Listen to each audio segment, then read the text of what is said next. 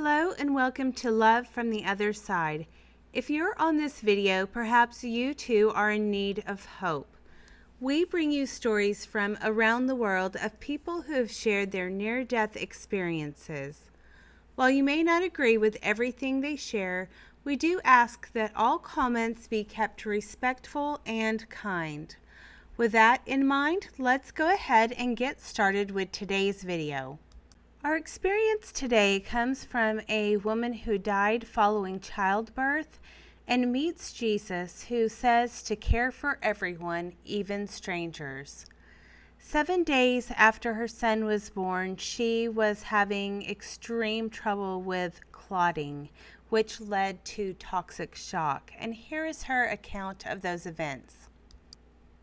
On August 7th, 1979, just 7 days after my son was born, I lifted myself off the couch and said to my husband that I didn't feel right as I made my way down the hallway to the bathroom. All of a sudden, massive amounts of blood clots, the size of softballs, started pouring out. I honestly thought my insides had fallen out of me, and I knew without any doubt I was going to die. I was so frightened by the knowledge that I immediately closed my eyes and let go. With my eyes closed, I heard a huge rushing noise and felt myself being propelled by a force outside of myself. That was when I opened my eyes and found myself standing upright and traveling through a dark tunnel-like vehicle. I knew I was dead, and yet I wasn't concerned about that.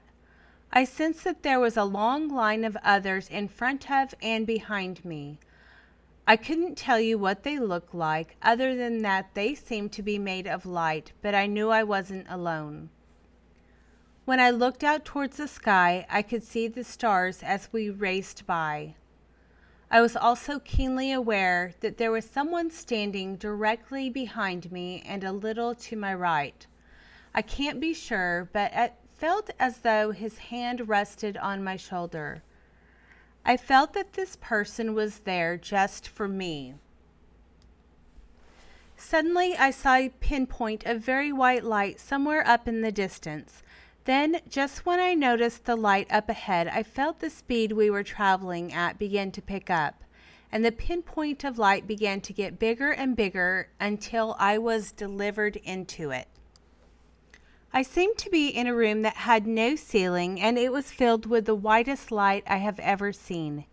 It was thick, and so I was unable to see the others that were in the room with me, but I could hear them singing what seemed to be one single note of music that vibrated with praise. I could also feel the love and joy in this light. This part is hard to describe because it is completely undescribable. There is no love or joy here on earth that I'm aware of that can compare to the love and joy I felt there. And there aren't words in our earthly languages that can describe it. So I will leave it to your imagination. Yet, at the same time, I say good luck with that, as there isn't an imagination that can dream of love and joy in the manner that it is. It is impossible to describe or imagine. I left that room and found myself outdoors walking along a sidewalk wide enough for 4 people to walk abreast, and still have comfortable space for each of them to walk and interact with each other.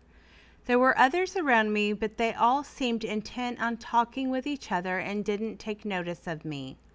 When I looked towards the right of where I was standing, I could see majestic mountains with a waterfall, and below the mountains was a beautiful valley with lots of trees and a meadow filled with wildflowers. The colors popped with vividness. If you think the colors on earth are gorgeous, you haven't seen anything yet. Our colors seem muted in comparison. As I continued to walk along the sidewalk, I was suddenly aware of a gated garden to the left of the meadow.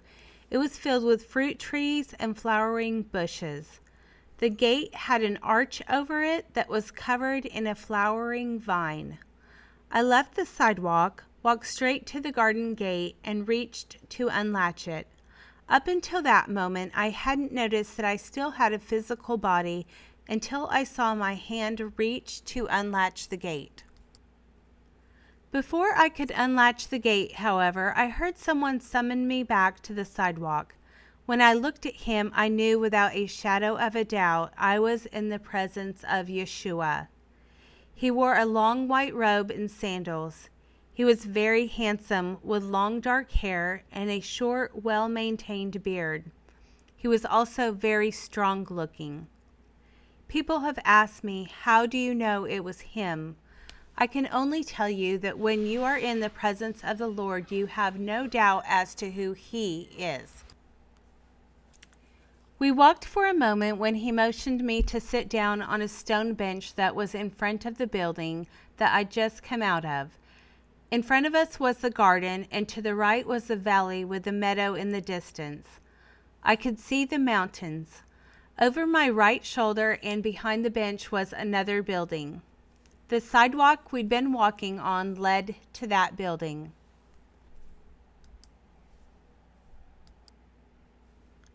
The sheer joy of sitting on the stone bench in the light with my Savior was overwhelming.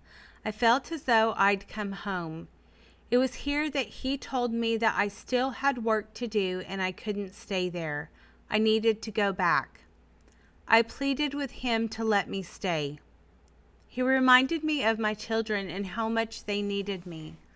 My daughter was 2.5 years old, and my son was only 7 days old. Still, I begged and pleaded to be allowed to stay. It was then that I heard my name being called, but I heard it like a whisper in my ear. At that moment, I felt myself come back into my body and found my husband screaming my name while holding me in his arms on the bathroom floor. Later, he told me when he found me, I was as white as a sheet, covered in blood in the death convulsion. His scream of my name on earth is what I heard as a whisper in my ear, and it brought me back to earth. Never let it be said that God doesn't hear our prayers. I'm living testimony that our voices can and are heard in heaven. I was rushed to the hospital that night and received a shot to stop the hemorrhaging. The next day, a D&C was performed. Apparently, the hospital staff where I delivered my son hadn't removed all of the afterbirth, and I had gone into toxic shock syndrome. What did I learn from this? I can tell you that my life has never been the same. I have had a hunger and thirst to understand exactly what happened to me and why. I don't question that anymore. Instead, I savor the very real memory, and after 38 years of searching the scriptures for knowledge of the truth, I've come to understand that Yeshua shared with me. He wanted me to come back to the earth to remind everyone that heaven does exist and Yeshua is real. He is the Son of God. He also wanted me to tell you that we, all of us, have known each other forever and that we'll continue to know each other in eternity. It's vitally important that we change our attitude and demeanor towards those whom we deem strangers and begin treating everyone as though we know them and care about them, as though they are family. When we care about someone, we naturally want what's best for them. That is what Yeshua wants us to feel for others, even those we don't know and consider to be strangers. This kind of love leads to saving souls for Yeshua. It leads to eternity together. But what about the people who will abuse, hurt, or even kill you? Well, I can only tell you what I know from my personal relationship with God. He has given me several gifts, but among them, He has given me the gifts of discernment and faith, and He expects me to use them. He has also promised me that not one hair on my head will be harmed by the enemies of God.